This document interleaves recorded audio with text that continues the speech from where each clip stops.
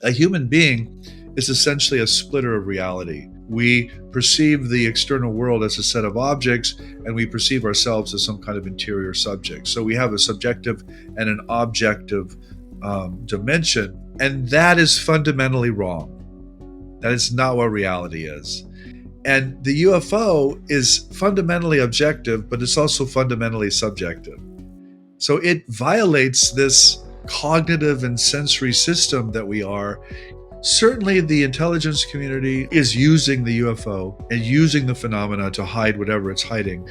As you probably know, there are two models of the UFO. One is that it all begins post-World War II, late 1940s. But the other model is it's been around as far as we can see back. I'm definitely of the latter camp. When people tell me it's all about the CIA or the intelligence community, I'm like, well, what do you do with all these, where there was no CIA, or there was no, what do you do with that?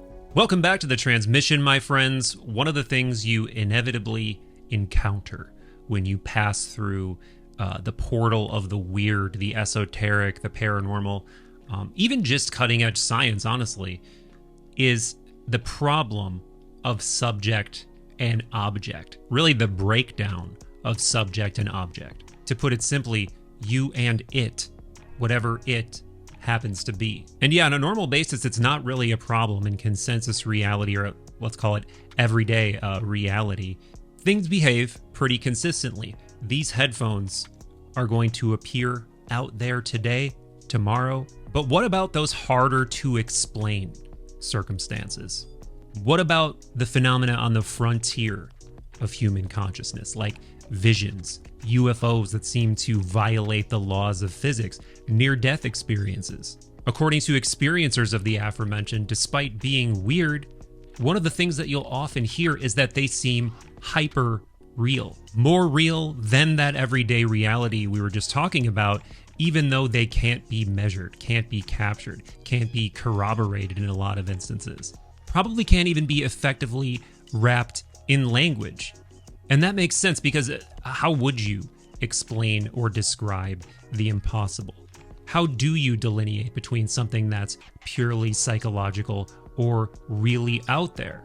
Or maybe this is just a false dichotomy altogether. Maybe there is no subject or object, and from time to time, our consciousness is somehow just dipped in that fact. Of course, the easiest thing to do is just diminish such experiences.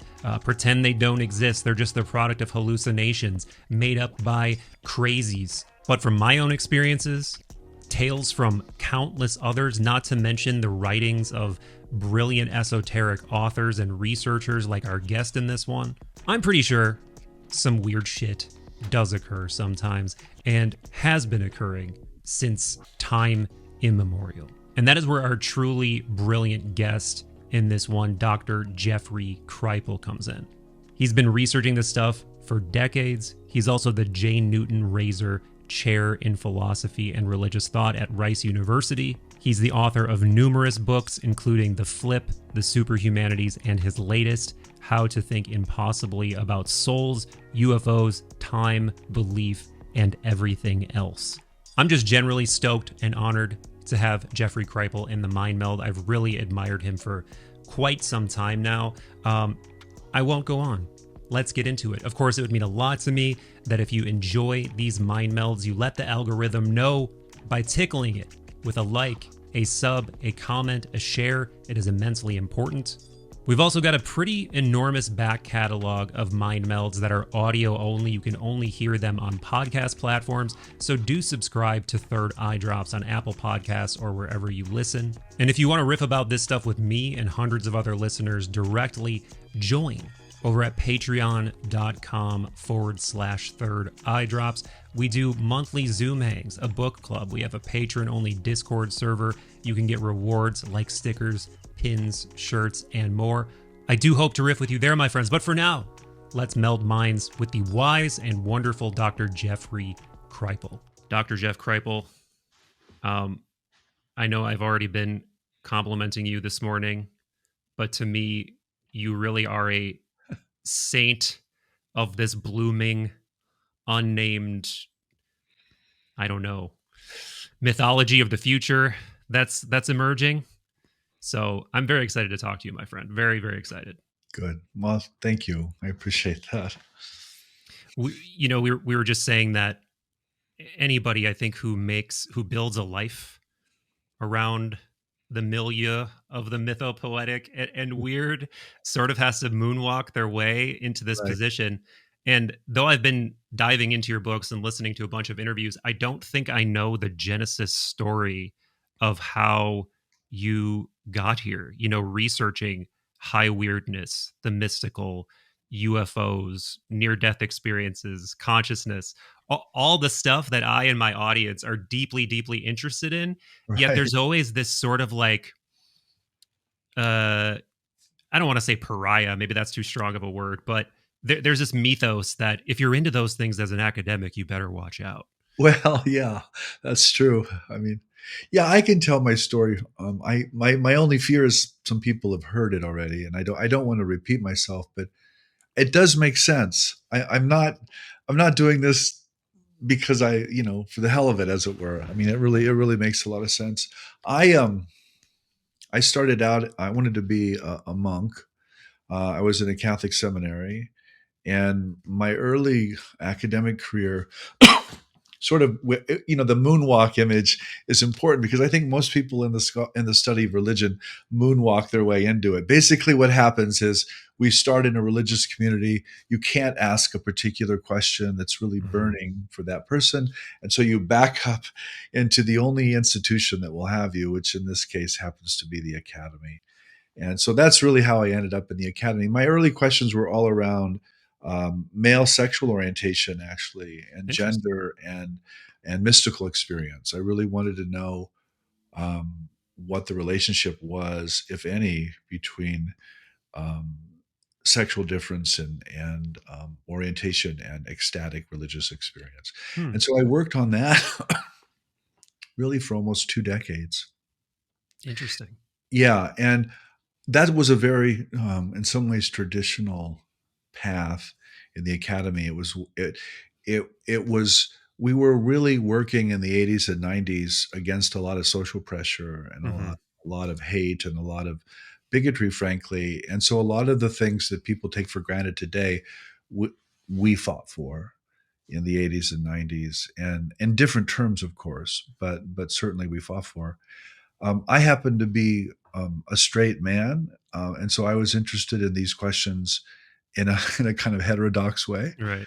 Um, and I have eventually found my way to the American or California counterculture.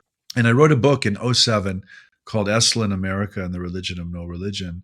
And when I was writing that book, which took many, many years, I talked to lots of people, lots of human beings who told me stuff that I knew couldn't happen, but I knew happened because I knew these people, right? And I knew they weren't just telling me stories.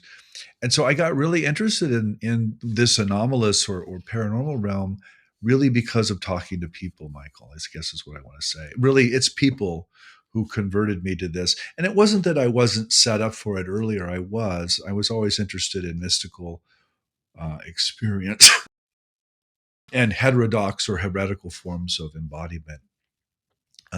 So I was set up for this, but I wasn't interested in this per se until the people started telling me about it. And then I started to realize that we didn't have any way in the academy to really think about it or work with it. All we could do is say, oh, that's an exaggeration or a legend or a hallucination, which is another favorite trope. Yeah. Um, and I was like, that just is lame. That just doesn't work. And so I worked on the history or the intellectual history of all of this and realized that all these words were coined by intellectuals, by scientists and academics, and that there was great interest around it in the late 19th, early 20th century. And then it just went away, in the 20th century, and now it's coming back, I think. So that's a brief story, Michael, of Yeah. how I got in. There is an organic development. It does make a lot of sense. And I think today, to get to the other part of your question, what I try to do today is walk into a university or a lecture hall and talk about these things in the terms that they already know and that they're comfortable with. And I am of the strong conviction that most people actually are not dismissive of this. They just don't know how to talk about it. Right. And they don't want to sound like the tabloids. And I don't blame them. And so what I do is I go in and I just start talking about it in terms of history and psychology and sociology and, Foucault and um, Jung and, Mm-hmm. whatever the case may be. And they're like, oh, so that I think on some level it's like, oh, so that's how you do it. Yeah. And so I think that's what happens. I think most people, to go back to my training in sexuality, they're in the closet. They're not. Yeah. They're not. This is what a human being is, and they know that, but they just don't know how to talk about it. And so Right. I try to help people talk about it. And by people, I mean academics. I mean that's the world I live in. That's the world I exist in. That's where I can affect some kind of change. And it's not the only world. It's not probably the most important world, but it happens to be the world that I moonwalked my way Right. into many, many decades ago. Yeah, I like that image. Like some people like you and I cannot help but be out from an early age with our mythopoetic panache and our inability to not chase after these big irresponsible questions. I like I'm the same way. I've had that seeking, questioning, wondering disposition from a young age. And for me, I was never quite fed by the available outlets for it. The vocations I saw people doing, the religions I saw people practicing, but I had that roiling thing that just kept me questioning, kept me reading, kept me learning over the years until, like I said, I found myself in this weird position of talking about it all the time. But it makes so much sense that Esalen would be one of the main catalysts for you to really start taking these questions and these topics more seriously, because that place is such a condensation of these ideas and people and conversations around all of these topics that you've become an expert in. And I know about it from Rick Tarnas's whole era. I've talked to him a couple of times, and as you know, he he's this brilliant scholar and philosopher in his own right. And he was the director of, I'm not sure of his exact title, but I just know he was the, I don't know, director of operations or whatever for over a decade, and hosted Terrence McKenna and James Hillman and Alan Watts and all of these people that you're talking about who are well, I guess you're not talking about them directly, but I think a lot of people think of when they think of Esalen. Um, and it just makes so much sense that going into that place and those ideas and those people would really ignite these ideas in a very powerful way for you. And I love the way that you put it early on in your new book, where it's sort of like, whatever this is, you use this metaphor of lightning flashes on a night landscape, that it's like all of these experiences of the paranormal, of near death, of high weirdness. There's a lot that's different in the particulars, but so much that's same in the overall archetype of whatever's happening, in the overall truth underneath the images. And I love that. And one of the things, I think you call this out pretty specifically in a way that was a little bit of an epiphany for me personally, that I'd never quite thought about it, is that it almost seems like whatever is responsible for putting the image in front of the experiencer is like a thing in and of itself. Like that there's this almost this unseen symbolic software that places familiar images in front of the experiencer's, I don't know what you call it, mind's eye. And that is such a fascinating idea, that there could be this almost like daimonic symbol keeper or something that's showing just the thing to make sense to the experiencer as they're experiencing it. and that's an idea that's like, I don't know, it's like the software underneath the software, but above the hardware, or something. I don't know what. How do you think about that idea with more sophisticated language than what I just used? Fine. You you invoke Neoplatonism. I mean, come on. Oh yeah, let's go there. Yeah, I mean, so I was just a kid who grew up in Nebraska. I grew up in a small town, and I got to the seminary and I started to learn about what they were calling the unconscious. And that blew my mind. It just blew up everything because what it implied was that human beings are driven by forces of which they are not aware. And um, that was obviously the case with male sexual orientation and religious vocation and ecstatic religious experience. And that's why I pursued that for so many years. Um, when you get to what they call the phenomenon today, it's obviously deceptive. It's not what is there, but people hear the word deceptive and they immediately go to sinister. And I'm like, no, that's not true, actually. Deception is a sign of intelligence. It's not a sign of ill intent. It can have ill intent, but deception is used in biology to reproduce, to hide from predators, to prey on other things. I mean, deception is used for all kinds of reasons in the natural world, and I suspect it's being used here as well. And I also, I work with religious phenomena, and I don't believe these things, Michael. I don't believe that what's appearing is what's really there, but I believe that that's what's appearing, Yeah, and so there's just kind of this paradox where you're taking the appearances seriously, but you're not essentially buying into the the, the appearances. And I think that's what's going on. And I think if you look at paranormal phenomena or the UFO today, you're just going to run into this deception all the time. And the knee jerk reaction is to think that it's all human based. It's just people, screwing with other people and creating fraud or disinformation or whatever they're doing. And that of course happens, but there's something deeper going on that the phenomena itself is, and it may not be deceiving us in the intentional way, but I think it's speaking to us in the only way it can.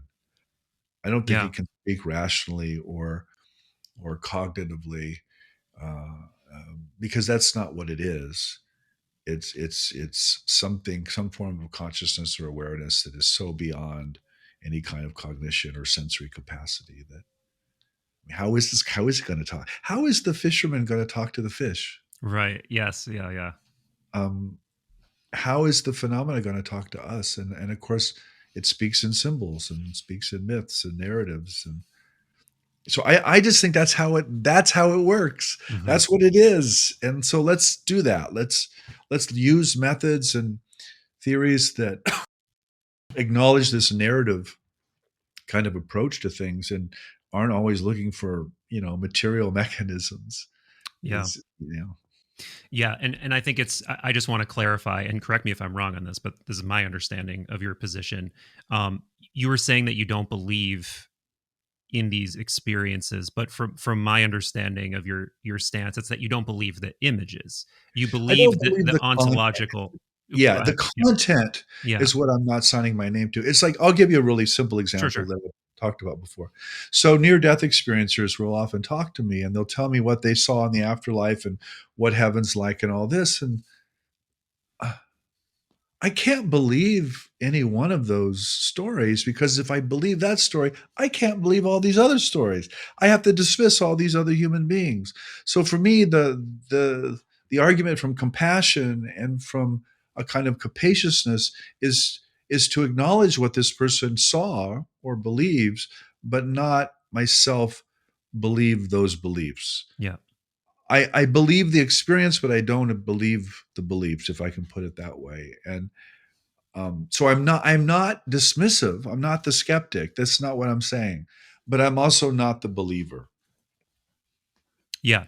That totally makes sense. And one of the things I can't help but think of when we're talking about this invisible piece of software, or to use my term, daimon, that serves you up just the right image so that you can interact with it and understand it, is the Hermes archetype. Like, Yeah. I know there's a passage, and at some point I captured the whole thing because it was just one of the most mind-blowing fucking passages that you, even amongst Jung's other mind-blowing passages, he talks about the Hermes archetype, or I think he calls it the, the Mercurius or whatever, in Psychology and Alchemy. And he talks about the multiplicity of ways that this archetype presents itself, like this like multi-faced, you use the word deceptive, and that's another word that you could ascribe to this archetype, right? And I mean, he goes down this list of, it's God, it's the devil, it's the redeeming psychopomp, it's the wise old man Senex archetype. It's, and but he does it in a way where it doesn't just seem like it's arbitrary and he's using a convenient uh mythopoetic hermeneutical device there and just lumping it all under Hermes. Like, it makes so much sense. And then if you just think about throughout the ages, the way that god or archetype was talked about is like the closest to man. He's the friendliest to man. He's the guide. He's the keeper of boundaries. It sounds exactly like whatever this nebulous thing that would serve you up just the right piece of imagery is. And I would love to talk more about near death experiences, because that's something you have so much experience with, and this underlying, the difference of the particular images, yet the consistency of the underlying grammar. It seems to be just a really good example of this thing that we're talking about in general. How there is this, this out of body thing that happens, and then this sort of ascent motif that happens, and then meetings with various figures that happen, and then you seem to hit this point where you almost go into this non-dual unitive type of place, but then you're told, nope, you're not allowed to go here yet, and then back in you go. um I think that might be one of the best examples of this whole thing. I was at Harvard in May for a conference on Platonism, and there were all these Platonists there, and um, they were talking about the daimon, the daimon this and the daimon that. And it was so refreshing to me because the daimon's not the demon. Right. And as a historian of religions, someone who compares religious systems, I'm just so aware of that. And frankly, the daimon in a Neoplatonic sense is way more helpful to explain what's going on in the UFO phenomenon than the Christian Oh demon. yeah. I mean, the Christian demon is frankly silly and not helpful at all. And it's exactly what gets invoked over and over again. And there's a part of me that acknowledges that these are demonic in the sense that they question the relevancy of the worldview that's at stake, but they're not demonic in the sinister or evil sense. And um, that's where I just have a huge problem with this. So I think the daimon is, but it's not that I want to sign my name to the daimon either. It's not that the Neoplatonists had it all right, and now all we have to do is become Neoplatonists and we'll be fine. That is not what I'm trying to say. I'm trying to say, look, there are different moments in human history, and they have their different interpretations of this, and we need to take it all in, but we need to come up with our own reading of it. And I think this is what Jung was doing, by the way. Yes. He was definitely not a Neoplatonist, but he definitely wasn't a good Lutheran either. He was trying to lift off the game board, as it were, and figure out what the whole game is. He was trying to figure out that software or hardware behind the display.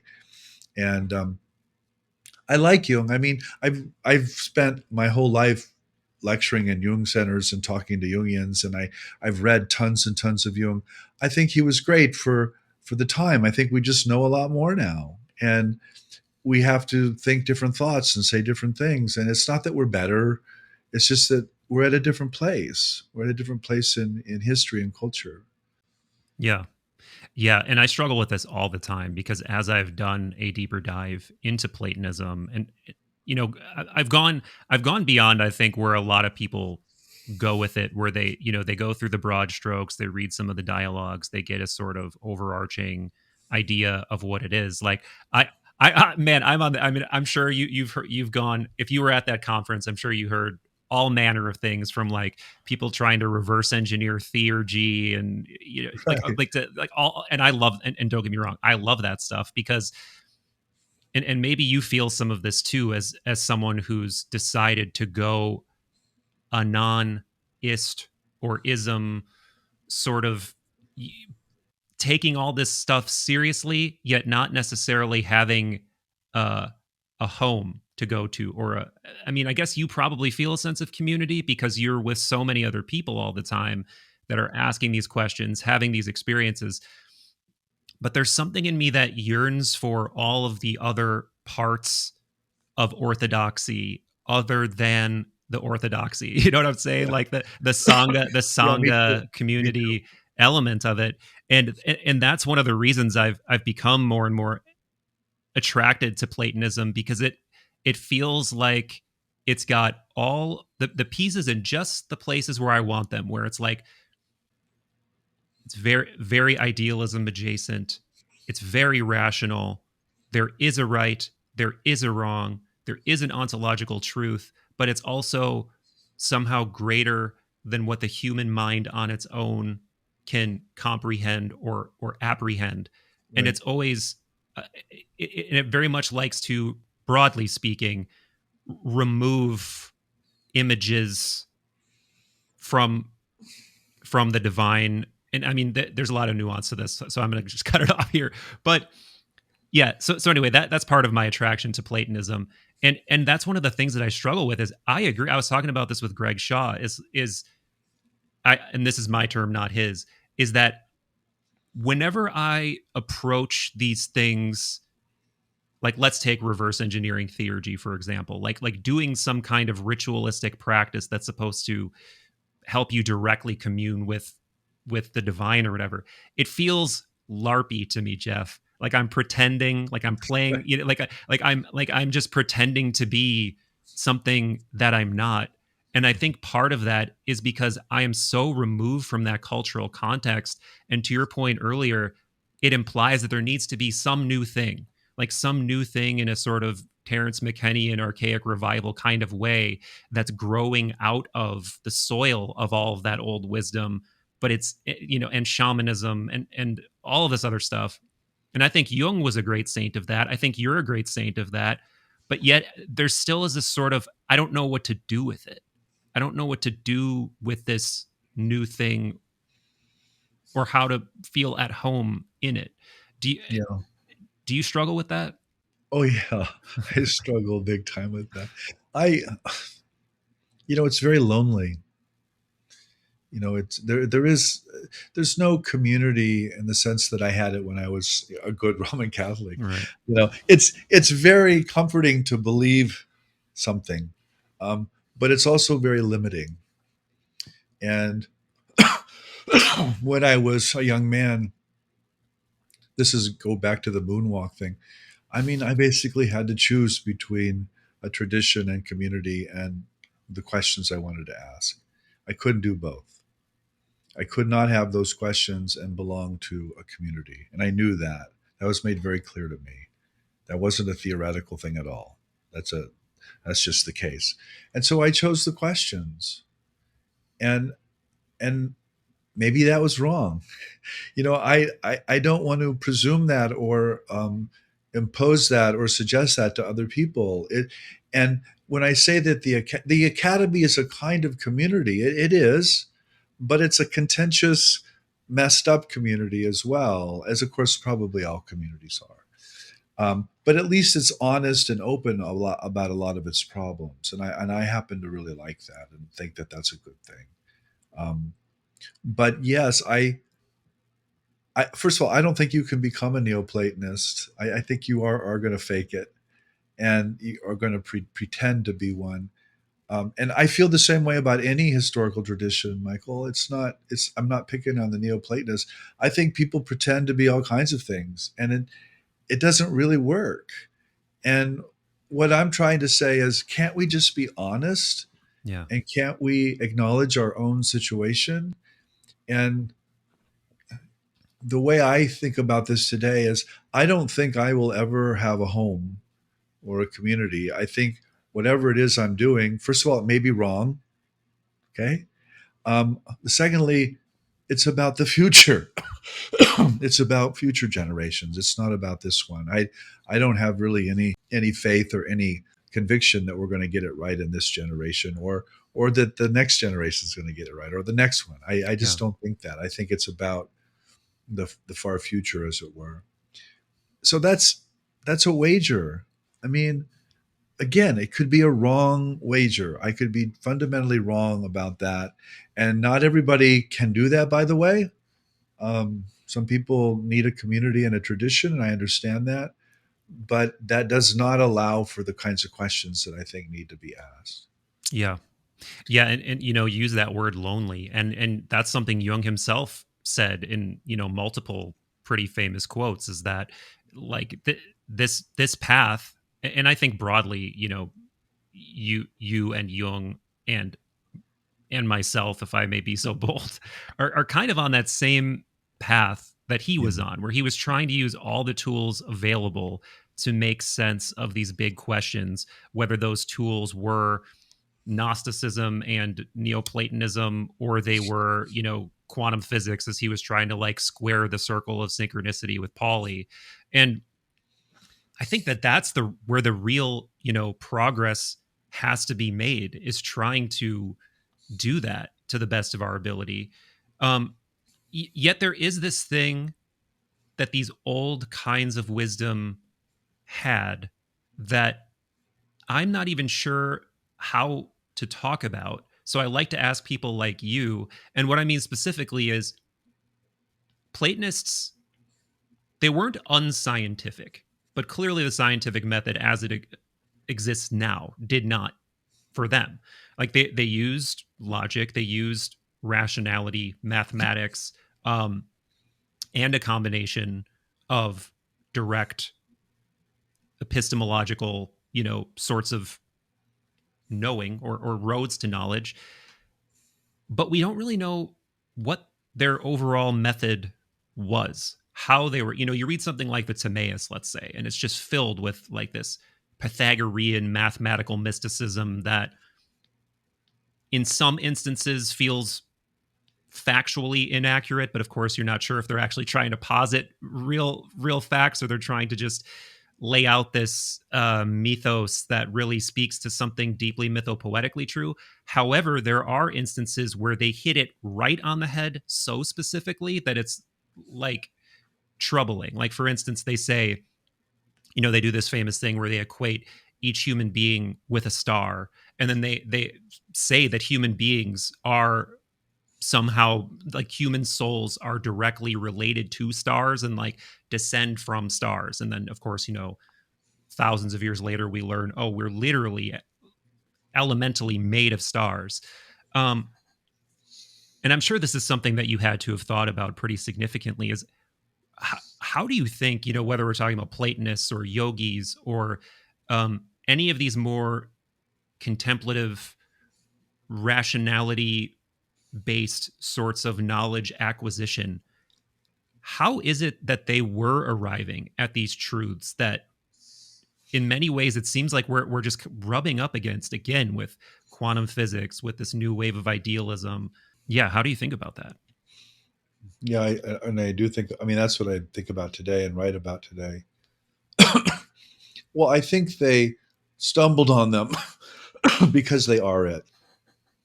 To be really blunt about it, I mean, we are star people, and um, they, of course, expressed that and probably knew that in ways that were not scientific. They weren't talking about the elements, the after carbon that were fused in dying. So that's not what they were talking about. They Right. were talking about something else. But they still arrived at a position that is certainly corresponds to or can be made to fit, a modern scientific worldview. I I suspect that's true because the world is one. and the inside has to correspond to the outside because it's one. It's and people are cosmic beings, and they're still cosmic beings, whether we recognize that or not. And so modern people have the same kinds of experiences as the Neoplatonists did, but they interpret them or not in very specific cultural ways. And this is the problem I have with history, by the way, or historians, is they want to say that some particular experience or set of experiences is relatively unique to a particular historical epoch or era. Well, yes, but also no. It's that both and you were getting at, Yeah. you know.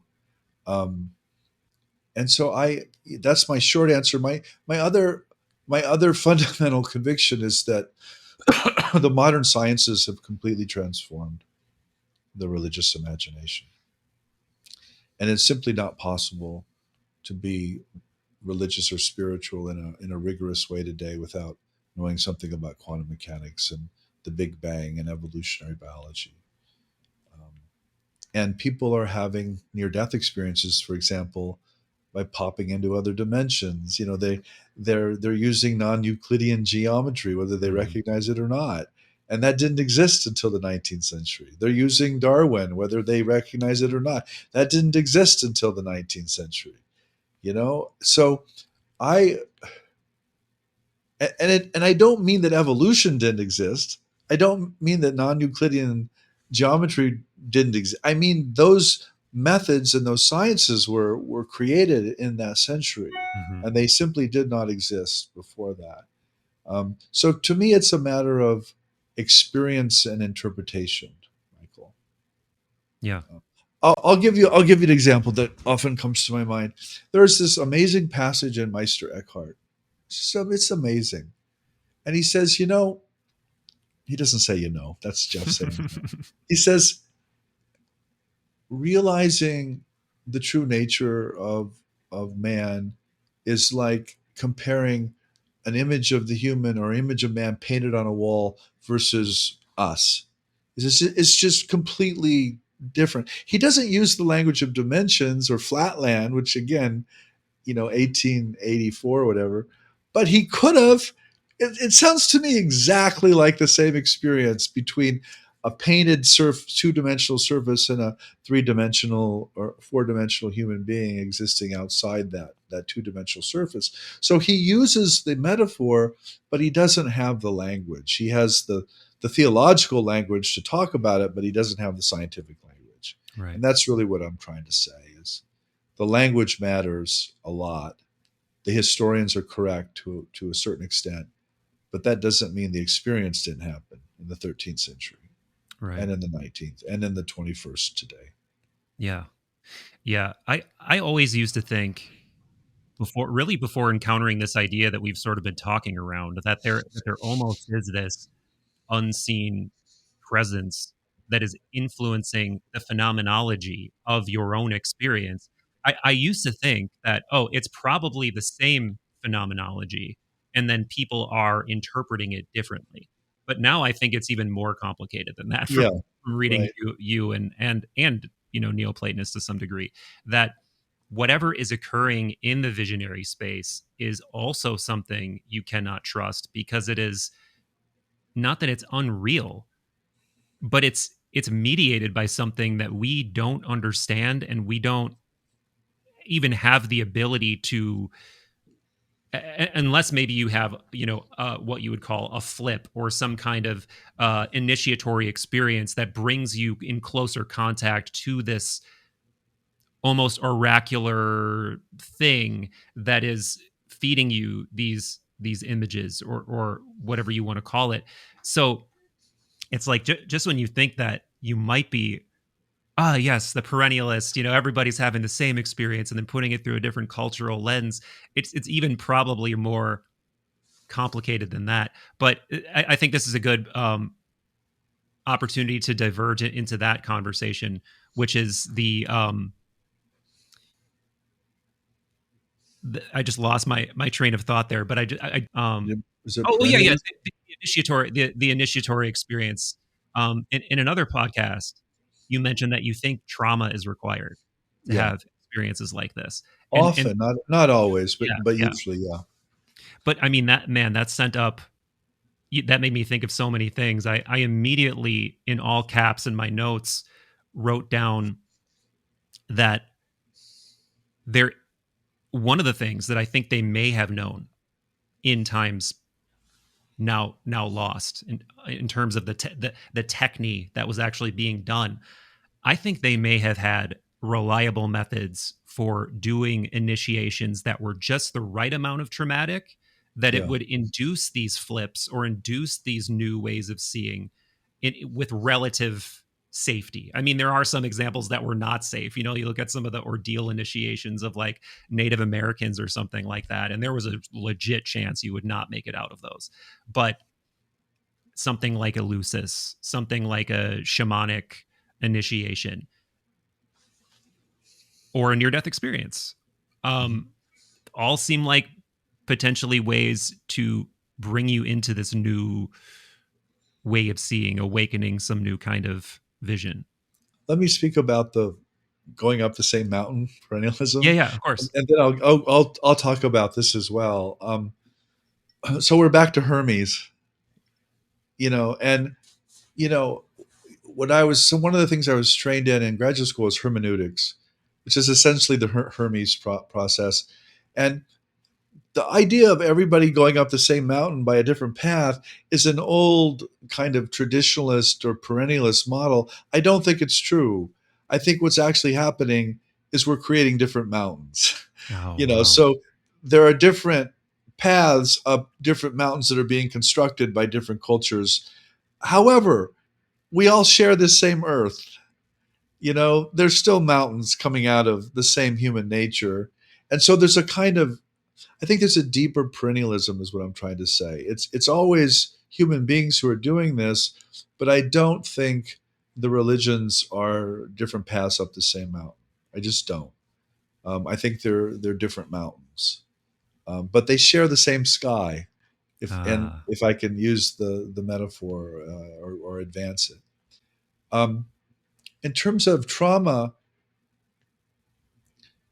basically what I'm trying to say is if you listen to experiencers, there's usually some heavy trauma involved. And the near death experience is a classic example because you don't get a near death experience without almost freaking dying.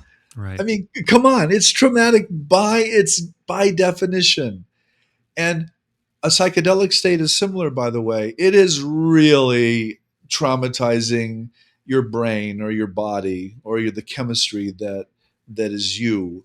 And you're not going to get that state by drinking coffee and sitting in your studio in the morning. I'm sorry, it's just not going to happen. right. You got to do something fairly dramatic to your system to induce one of these altered states.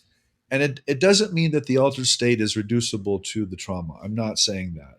But I think they often go together. And this is why sexuality and gender are so significant. There's a lot of sexual trauma. There's a lot of gender trauma. There's a lot of, really war, um, domestic violence. I mean, there are a lot of circumstances in which human beings endure great suffering and go into altered states. And I think the altered states are a response in some way to the trauma, but I also think there's a more going on there as well. So I think it's really complicated. And this is why I resist this idea that mystical states or altered states are always moral Hmm. in this social sense that we want them to be. They're not. They occur in profoundly immoral contexts, and they occur in profoundly amoral contexts. So I think morality and social ethics is a different thing. I consider myself to be a very moral person, Michael, but I don't reduce or explain altered states through these particular moral values or social ethics. And that's difficult for some people to hear because they want the altered states to be about goodness and being nice to one another, and they're just not. They're just not. Yeah. So I don't know. I don't know if that helps. I think a lot of religious practices are essentially ways of inducing trauma and not killing the person. Mm. Um, Yeah. I mean, people forget, but the basic method through most of Christian history was to meditate on a guy, being crucified. Right. Right. Right. Um, that was not a pleasant experience, by the way. And the more gore and the more pain and suffering, the better, but not too much, because then you're going to kill the person. And so sometimes people actually develop the stigmata, the wounds on Right. their hands and their side and their feet. I mean, so trauma, I think, is like really important. You don't get the resurrection without the crucifixion. Doesn't Right. Right. happen. Right. Doesn't happen. To speak in Christian terms, you don't get the Buddhist awakening without realizing that all things are impermanent or suffering either. So you can go through different systems and you can find the trauma that is expressed in different ways. The other thing I'll say is our ancestors, I can speak fairly confidently to this, suffered a lot more than we do.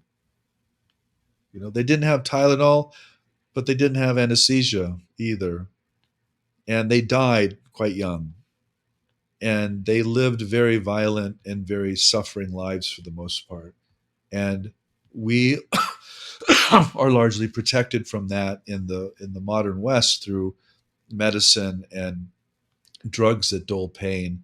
And as a result, our life expectancy is going up, but I think our level of trauma and suffering overall has probably gone down. And so we have fewer religious experiences. And so I think we become more secular, we become more materialist oriented. And so I think these things are related. I think if you're in a culture that essentially suffers or is traumatized more, it's more obvious to the people involved that there are other dimensions and other realities, Yeah. because they see them, they experience them. Right. Right. Yeah. So yeah, I don't know. That's not a happy thought. I'm not proposing that but maybe there is a reverse relationship between health and altered states. Yeah. Yeah, and I think that that's another great insight of Jung, right? The tree that grows to heaven has to have roots that reach down to hell, and that's been my own experience with altered states. I mean, that's certainly what ayahuasca was like for me. Ayahuasca was 90% torment, and what am I doing? I literally feel like I'm offering myself up to demons in the not Neoplatonic way. I literally feel like I'm dying. This is a horrible experience. The mind's eye visuals are like being in a fractal washing machine of chaos, and there's nothing good about this. And that did, and this is not my only psychedelic experience, but of all of those experiences, that is the only one that on the third night of this retreat that I was doing, I had a very, very clear vision of what felt like an encounter with a very wise Senex like presence. And this was actually just before, reading books like Soul's Code and coming into contact with ideas like the Platonic daimon. But now it is one of those experiences I look back on and I was like, that might have been, I might have gotten to the spot where the image maker is the keeper of that threshold lives, and he's like, okay, it seems like you need something like this to justify what you're going through. Here you go.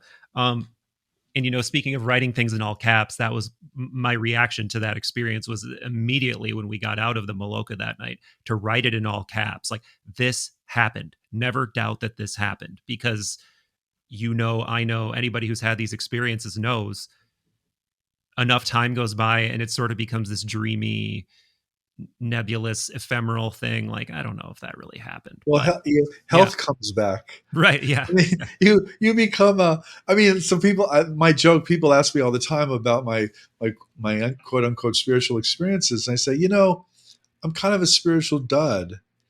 And they look at me and they're like, "What?" And I'm like, "No, I'm actually usually pretty happy and healthy and whole, which means I'm very thick, which means I'm, keeping this stuff out, so I can do X, Y, and Z. And Antoine Favre once told me, I spent some time with Antoine and at Esalen, by the way, the Okay. French scholar of esotericism, and he he once talked about, we were talking about this, and he described the body as a spacesuit, Hmm. and its whole purpose is to keep things out. Right, right. And I'm like, yeah, that sounds right. And so when you compromise or slice through the spacesuit, critters get in, but Yes. they're in outer space, as it were. But that's not what the spacesuit's for.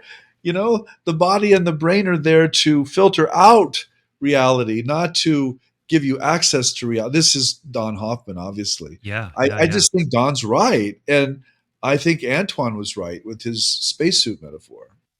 Yeah, yeah, and this gets into some really fun territory, and this is another thing about Neoplatonism, particularly, though not particular to Iamblichus per se, but he does talk about it directly. I read Shaw's book, Theurgy and the Soul, really recently because, like I mentioned, I just spoke with him, and there's quite a bit of attention paid to this idea that what you would call in the East, subtle bodies or I mean, I guess it's the same in the West. It's just different. If you're using the Greek, it's the okima, pneuma, or whatever versus the. You probably know what the Sanskrit version is, but I don't. With Shukshma Sharira. Cool, cool. Yeah. And that's just yet another one of these pieces of uh, trans cultural knowledge that like I asked you before. Where how did they come to this conclusion that I just don't know, and I'm so fascinated to know, and I so badly want to know. But just the fact that they all did, seemingly separate. I mean, yeah, go ahead. Again, I think they did because they're human. I mean, it's like, why did people in the second century breathe air and people in the Yeah. 21st century? Well, it's because that's how the lungs work. Mhm. And the subtle body models, first of all, they're all different, and yet they're also related in some way. And so that gets us into this. Another way to talk. And I'm sorry, I'm coughing. I'm just coming off COVID. Um, there's something called the cultural source hypothesis, as opposed to the experience source hypothesis. And Mhm. Mhm. basically, what the culture source hypothesis says is it's all about culture, it's all about history. The subtle body in Neoplatonism is not the subtle body in Advaita Vedanta or some form of Hinduism, much less in China or Japan or wherever. But what the experience source hypothesis says is no, the the nature of religious beliefs and models is based on human experience.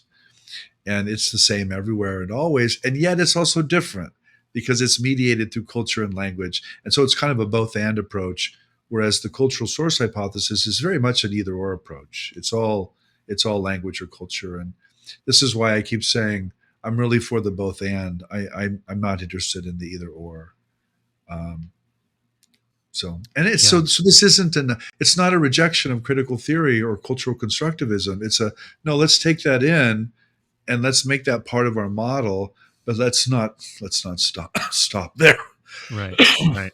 Yeah. One of the another big whoa moment for me was I heard you. I mean, how I absolutely have to bring up the UFO UAP phenomenon to you because you just have such interesting, unique things to say about it. And one of the interesting, unique things that you said, I think this was in another podcast, I don't recall for sure, is you were actually drawing comparisons between the subtle body or out of body experiences or soul flight experiences and the UFO phenomenon. Yeah, Yeah, yeah. go ahead. Yeah, please. Well, that's part of the literature that this flying saucer and the soul are related.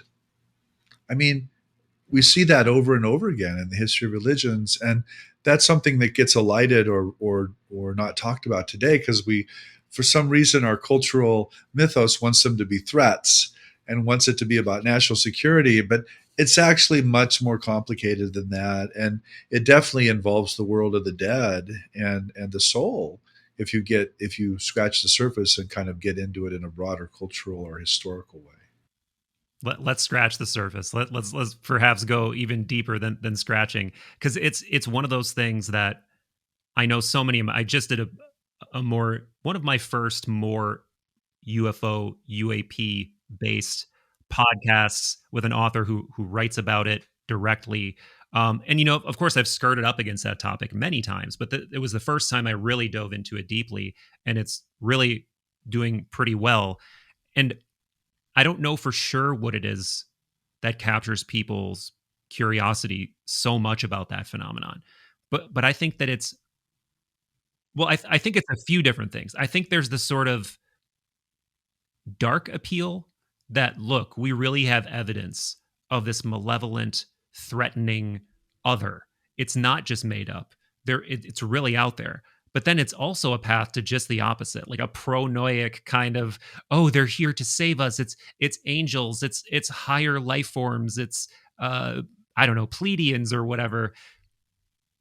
But whatever it is, it's something. Like, I think we're past the point where you can I think we can just dispose with the idea that these things can be easily dismissed as you know, things that crazy people think they saw or whatever. We're far beyond that at this point.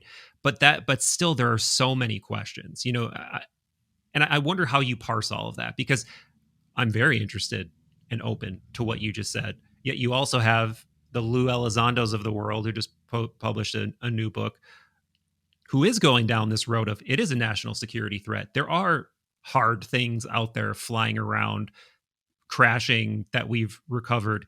Like, how do you balance all of that personally? So I don't. First of all, Lou's book is complex. If you read the first page, he talks about the title imminent Hmm. and how that can be followed by the word threat, but it also can be followed by some kind of eschaton or some kind of theological Wow. meaning or some kind of transformation of our worldview. So I don't read Lou as just saying one thing. I think he himself questions that physicalist or national security paradigm. I think um, the UFO is so popular and so in the news because it's so empirical. I mean, you can get the thing on radar. You can study landing tracks. You can, you know, it has a very physical a presence. And I think because we live in an age of science and technology, we equate physical with real. Hmm. Hmm. Okay, but it also has these paranormal aspects, and people who dig very far into the research realize this very quickly. But that doesn't make it into the media, Michael, because it just messes up the threat, the security and science paradigm. It just throws it into disarray immediately. But I want it to be thrown into disarray. I think it should be thrown into disarray. I think Yeah. it's really confusing, and it's the way I put it is a human being is essentially a splitter of reality. We perceive the external world as a set of objects, and we perceive ourselves as some kind of interior subject. So we have a subjective and an objective dimension by our very nature. And that is fundamentally wrong. That is not what reality is.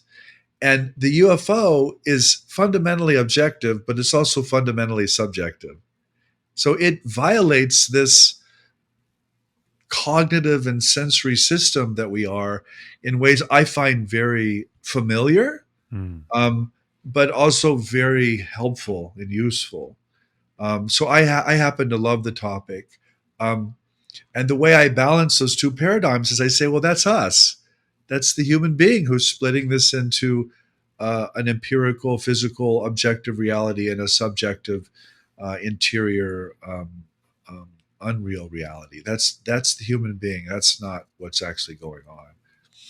So that's what I do with it. And somebody like Lou Elizondo, um, I love Lou Elizondo. I love these are good people. These retired military professionals and these science, they're good people.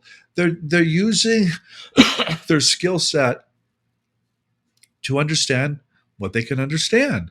And I'm trying to use my skill set to understand what I can understand. And it's not theirs, you know? And it's not that I think they're wrong. And it's that I think that what they're saying is inadequate. That's Mm. part of the puzzle. How much space do you reserve for the psyop hypothesis? Well, certainly the intelligence community is using the UFO and using the phenomena to hide whatever it's hiding. I can't speak to that because I don't have any classified knowledge, Michael. And if that's what you mean by psyops, I just don't know. And so I try to stay in my lane and I try to say what I can say historically and comparatively. As you probably know, there are two models of the UFO. One is that it all Mhm. begins post World War II, Yeah. late 1940s. But the other model is it's been around as far as we can see back. I'm definitely of the latter camp. And so when people tell me it's all about the CIA or the intelligence community, I'm like, well, what do you do with all these? Where there was no CIA, or there was no. I mean, what do you do with that? And of course, they don't do anything with it. They deny it or they whatever they do. I don't know what they do. So I just think it's obvious that it goes back in human history and is a global phenomenon. And it's not that again, it's not that I think that the religious interpretations are correct. But there's certainly different ways of engaging with the phenomenon. Mm-hmm.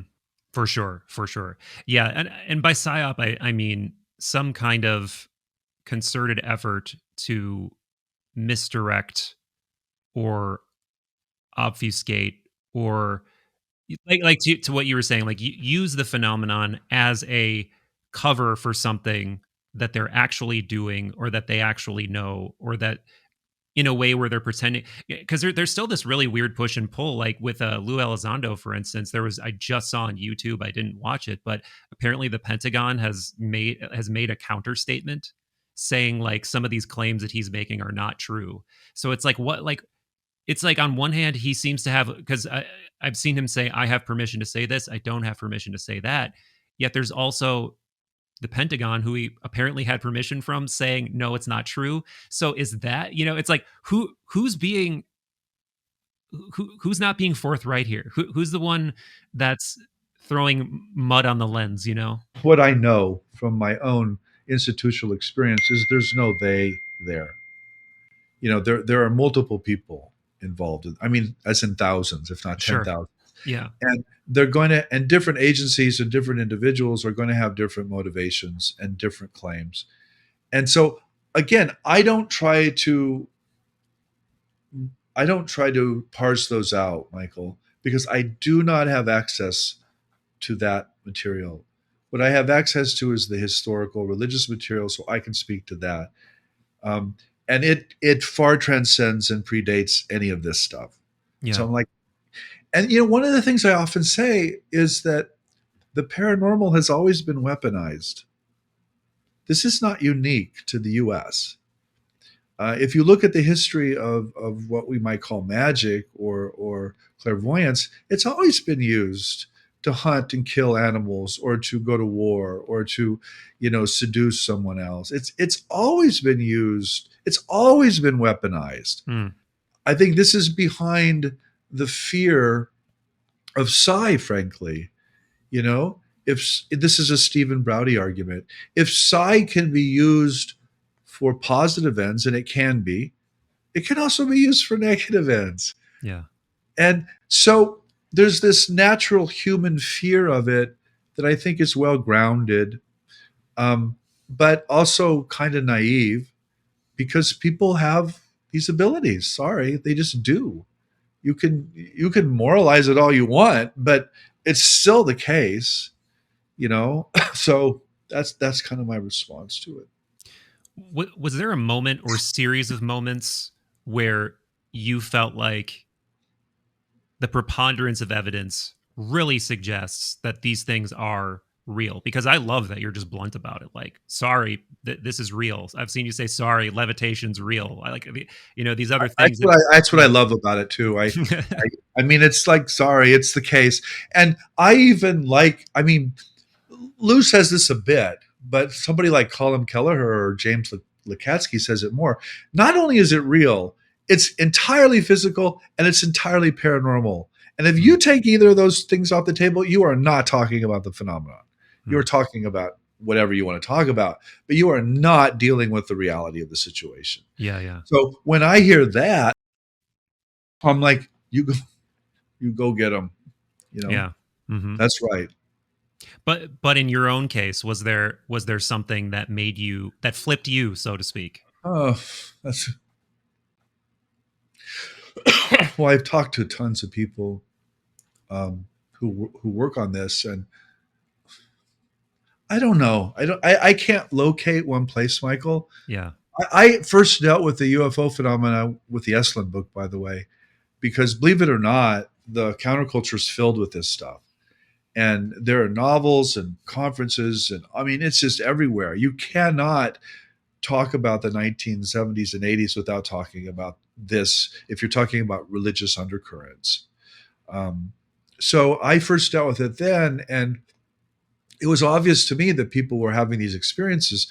I guess I didn't think about the empirical reality of it, to the same extent I do now. Yeah. What are some of your favorite stories from, you said you're in that latter camp of really believing that this phenomenon we're seeing today, or at least a subset of this phenomenon we're seeing today, goes back way into history. What are some of your favorite well attested historical instances of high weirdness?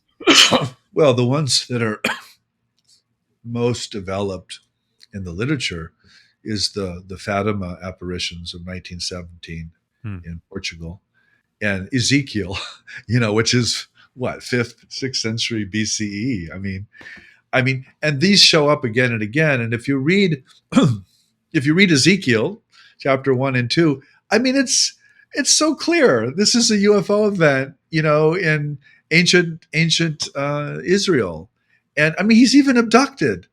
I mean, Hmm. it's all there, you know, and it's really weird. And but you see the same kinds of motifs: the wheels within wheels, and the abduction, and the visionary, and the cosmic human being. You see all this again in the modern accounts, and so it's 2,500 years. Yeah.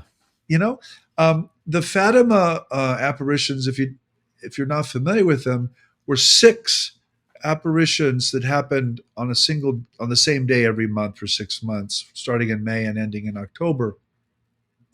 And if you look at those events carefully, there's three children, very small young children who had these apparitions or these visions. They didn't even say it was the Blessed Virgin early on. It was a woman in a ball of light landing on a Hmm. tree, Wow. and it was weird. It was super weird. And as the months go on, it gets disciplined or shaped into a Marian apparition because that's what Catholics did. Um, but even as a Marian apparition, it's an extremely strange set of events that don't really fit in to the Marian Catholic worldview. And so that's what I mean. That's what I love about this stuff. It kind of fits, but it really doesn't. And when you look at that tension, to me, that makes it more real and more legitimate. And um, I would never say that the Marian apparition is a UFO event, but I also wouldn't say that the modern UFO events are, ancient aliens or ancient astronauts. I wouldn't say that, because these are all interpretations, and they really don't work at the end of the day. Yeah. The extraterrestrial hypothesis works for some things, but not other things. Right. Yeah. And so I want to, as I keep saying, I want to keep it all on the table and understand these different mythologies that wrap around it. But I also, again, I don't believe the particular mythologies or the particular belief systems. Yeah. For sure. Yeah. The thing that is just so, I don't know, vexing to me is that, you read something like Jung's take on it, that it's sort of this emerging. Well, he didn't Yeah, know what it was. right, He right. was completely puzzled, right? Yes, right. Yeah, he like an emerging mythology, and in a lot of ways, he was saying exactly what we're saying. Right? It is something. I'm not saying it's a projection. Ontologically speaking, it's something, but we're projecting an emerging mythology Yeah, onto this thing collectively. yeah. And when I read that, I'm like, that is it. That is it. But at the same time, you hear the Lou Elizondo stories about stuff in hangars or whatever version of that, and it complicates things in a way So that, yeah, yeah, so if they haul the bodies out and the craft, I think I'll change my tune. right, right. Yeah, I mean, come on. But the point is that they have not. And we always hear about people who heard, or people that saw something have Hmm. told someone else this. And I know as a historical researcher, the number one rule is I have to cite my sources. Right, And you, Michael, have to be able to go to the same sources that I'm citing. And if you can't, I can't. Uh, why would you believe me? right. You know? And so, I think again, I think what someone like Lou Elizondo's doing, or these retired military people are doing, is entirely legitimate, and they're just telling us the truth that they can't cite their sources for various classified reasons. But as a historian of religions, I'm very familiar with that.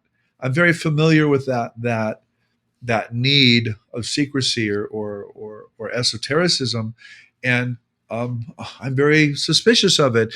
But I think so are they. At the end of the day, is what I'm trying to say. I don't. Again, I've sat with these people. I've talked to them. They're good people. I'm not questioning their integrity or their honesty in the least. Um, I just think it's more complicated. Yeah. It's way more complicated than that. Last question on this bit, but I'm always curious to see how people who have thought deeply about this topic think about this question. What is your sense on why now? Why now, after so much demonization, have all of these people who are extensions of the government, though they have severed their direct ties or whatever? Why are they being allowed to say Well, this now? I think again, I belong to big institutions. You can't keep a secret long. You can keep it for a while. You can keep it for a few decades, but Hmm. you can't permanently keep secrets like this. And my other thing, why now? I get asked this a lot, by the way. I actually don't think the phenomena has increased or decreased. I think the cultural uptake has increased or decreased. So I think these experiences happen as much in the Amazonian basin as they do in New Mexico. But what gets reported and what gets picked up in the culture is very different than what actually happens. And I'll give you an example. Take the near death experience. And by the way, the other answer to your question is technology. Yeah, yeah. Okay, and the near death experience is a really good example. So I think human beings, have been having near death experiences for as far as we can see back. But guess what? They died, and Right. they didn't come back and tell their story after the development of biomedical technology got to a certain point, say in about 1960 or 70, people could go pretty far into the death process, and we could pull them back. And guess what they did? They told stories of what they were seeing and experiencing. And enough of those stories collected, and it became the near death experience in 1975 because of a book, by the way. And so I think it's publication, it's technology, it's the culture's ready for this, but the culture is not ready for it. What most people don't know about the near death literature is that it was heavily rejected by fundamentalist Christians. And the reason is nobody goes to hell. Yeah. Okay, that's a problem. That's a big problem. And this flying saucer or UFO thing is also a big problem theologically, you know. And so the question I get asked a lot is, or I actually invoke it, I don't even get asked, is, do you baptize an alien? And my answer is no. And there's two reasons. One is, first of all, it won't let you. But the second reason is, do not reduce the phenomena to your own worldview. Do not do that. And baptism is a great way of just saying, oh, you're a creature of God. You know, Jesus died for you. Let's baptize you into my worldview. Let's make you a good whatever, you know? I'm like, no, that is actually not what's going on here. That this phenomena is here to challenge your worldview, not to have you return to it. That sounds like the beginning of a good satirical piece of sci-fi where there's like two aliens that get baptized into competing religions that hate one another, and then now it's just as bad as it was before, except we have super powerful aliens who both equally believe that they're saved under the umbrella of some. Yeah, that's a funny idea. Yeah, I mean, near death experiences is just such that. I mean, I think it's like that and the UFO phenomenon. Those are two topics that, if you look at the numbers on YouTube, like, people cannot get enough of Well, NDE stories or enough of UFO stuff.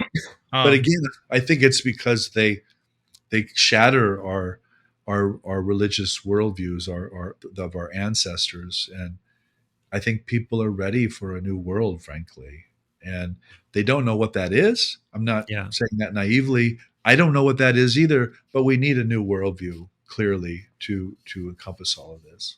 absolutely. Yeah, yeah. What are some of the most unique, or maybe not unique, but I guess compelling near death experience stories that are your go-tos? There's a couple that I took note of, and there's one I wanted to run by you to see if you had heard of from antiquity that I heard about, I think, in the last probably 6 months on an amazing. Have you heard of the Secret History of Western Esotericism podcast? Well, I know the book, but or I know a book with that title or like that title, but no, I don't know. I don't listen to podcasts, Okay, Mike. okay. I don't have time. I really don't have time. Um, why I'm completely blanking. He's a middle Platonist, was a priest at Delphi, wrote a bunch of biographies. Well, there's of course, you know, Why most can't I people think of know his name? Plato's cave, but what they don't know is that the myth of Right. which Yeah. occurs in the same Platonic text, and the myth of is a near-death experience story. You know, I mean, that's what it is. Um, so, I mean, that's again 2,500 years ago. Right. I don't know if you are aware of this, but you know, I co-wrote a book with a near-death experiencer named Elizabeth Crone, and so that's the experience I know the best Hmm. because I know Elizabeth really well, and we spent 2.5, 3 years writing a book together. I mean, of course, I know her story. Yeah. So, I mean, I can talk about Elizabeth's case, but there's so many of them. You know, I think that's part of their power is it's so common. Yeah.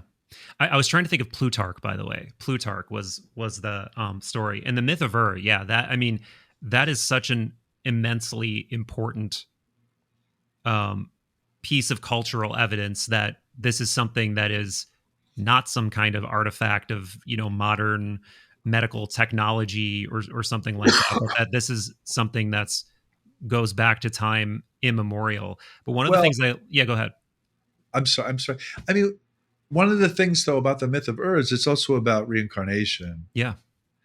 and this is the problem with near-death experiences. I mean, you know, I've been to Virginia, and I can tell you, the office Bruce Grayson used to have Hmm. had a whole file wall on near-death experiences, and you walked 40 feet to Jim Tucker's office, and there was children who remembered previous Right.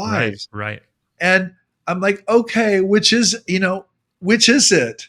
Is it this one life model or this multiple life model? And of course, I asked that rhetorically, but no, people don't put those literatures together. Right.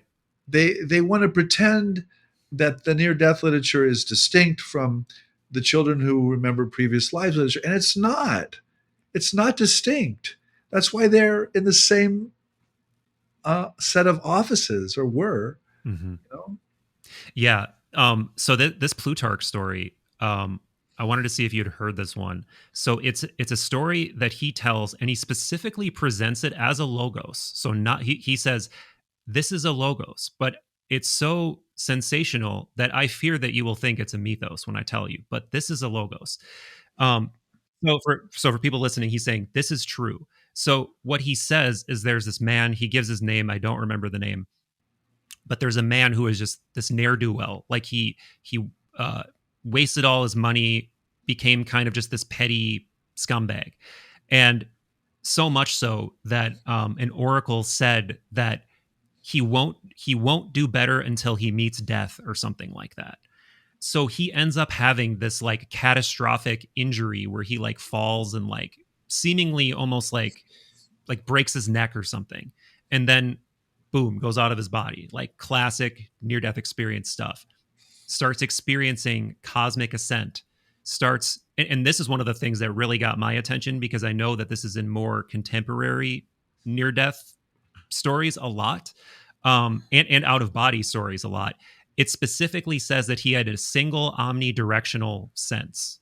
Yeah. And right away I was like, okay, that's interesting. And that gives more credence to the idea that this might be real. And then he starts feeling like he's basically floating almost on a as if on a ship or something, but he recognizes that he is spherical at this point. And the only thing There's, he's there's, there's the flying saucer, by the right way. right um and the only thing that he recognizes are the stars, but he's seeing the stars in their sort of like hypercosmic luminescent emanating kind of form that we normally don't see. And then he meets the psychopomp figure, shows up and starts, basically guiding him, and they refer to it as ho daimon. And then later on they kind of draw a correlation between the daimon and Hermes as the psychopomp. But then they get into this whole like um very, again, familiar sounding thing where he's surrounded by other um souls that are basically going through this process, and some of them are not able to go beyond a certain point, some of them go in one direction, some of them go in another direction. And then there's this whole really interesting sublunary sort of mythos that goes on where there's like a he has a very similar vision to the three fates, where there's like a central point where all this light is pouring out of this point, and he has the basically has the sense that this is like visions, this is dreams, this is providence pouring down onto the earthly realm. And the other thing that was so interesting is he gets to this point where he can't go any further because he realizes he's attached to a cord that is still stuck to his physical body. And he's Right. basically told, like, you're actually not dead. You got to go back. And then his daimon actually calls him a different name. And he's like, that's not my name. And he's like, it is now. And then he goes back down. So the oracle's prophecy becomes true, where he does this thing again that all these near death experiencers do, where they're like a different person when they go back. Like Yeah. their idea of what's important is totally different, what Yeah. reality is. So I loved that story, and I've listened to that podcast like 5 or 6 times, because there's so many interesting things that I hear in stories from people like you, where I'm like, I think I heard that in this Plutarch story. I got to go back and listen again. So yeah, I Yeah. love that one. Well, that's what I mean by it goes way back. Mm-hmm. I just don't find the arguments convincing at all that the NDE or the UFO or whatever we want to talk about is a modern contemporary phenomenon. Of course, it is as well, but it also goes back, millennia. Yeah. Do you have any sense that this? Oh, I'm just realizing we have to wrap up in a few minutes here, but we're talking around this idea of kind of getting used to these ideas, and these ideas absorbing into the zeitgeist as something more than just these weird phenomena that just happen sometimes. Do you have any sense that there's real progress being made? Like, you're inside of academia. Are you seeing the tones on these things shift gradually, or is it still pretty like a long road in your mind? It's a long road. Um, I think there is progress in the sense that particularly younger people do want to work on this, and they understand that it's not just made up or hallucinatory. But they're up against a lot of institutional pressures to be normal, as it were, and to just talk about society and interrelations and politics and this kind of thing. So there's a lot of pressure to normalize the subject, I would say. But again, I think that's always been the case. And I think the weirdness that you're referring to, it's always only weird in relationship to one's worldview, right? Right. Right. And some worldviews, it's not so weird at all. But I also think it intends to be weird. And I think we need to deal with the weirdness. It's trying to get our attention. And this means it's has something to do Mhm. with what we call the imagination too. It's mediating itself through our imaginations. And I think what we do in our culture is we just dismiss the imagination as the imaginary. Right. We see it as a producer of fantasy and not a medium of revelation, to be specific about it. And the story I tell in the new book is that I invited all these people to Esalen years ago, and I asked them two things: one, to come with a crazy story, and the other, to come with a theory of the imagination that can make that story meaningful. Well, they all came with a crazy story. Nobody came with a theory of the imagination. Nobody. So that's where we're at. And I think what we need is a new theory of the imagination that can take these things seriously, but not literally. To be blunt about it. Right. Right. Like a mundus imaginalis, Well, Corban, Jung. yeah. I mean, that's a whole nother conversation. Right. Yeah. Yeah. Corban, it's too spiritual. It's too. This is where the UFO thing comes back in. It's got to be really physical, and it's got to be really mental at the same time. And Corban didn't believe in the literal incarnation, by the way.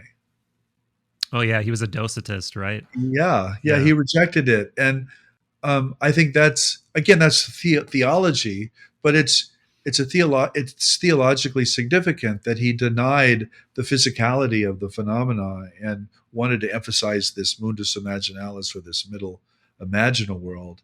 And at least a lot of the experiencers I work with,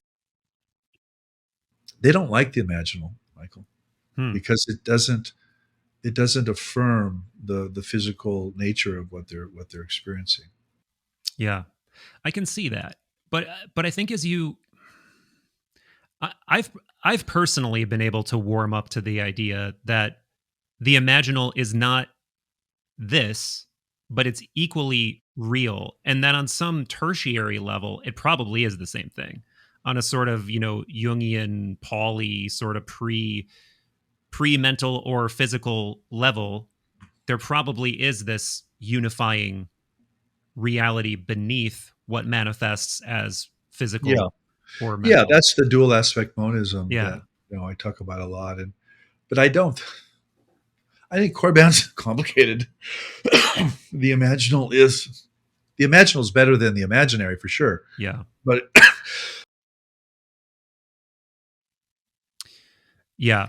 Well, my friend, I know we wanted to wrap up around 11:30, so let's do it. Really appreciate your time. Um, and thanks for battling the cough. I appreciate it. yeah, I'm sorry I'm coughing so much, but that's just the nature of a cough. I'll deal with it in the editing as best I can. And I'll give the people a heads up that I'm not censoring forbidden material. I'm No, no, you're not. No, well, thank you, and I will definitely gladly suggest everybody pick up your new book. And I mean, you have so many books. It's like I'm really excited to honestly dive more into your work because you've got so much, and I'm loving everything I've read so far. good.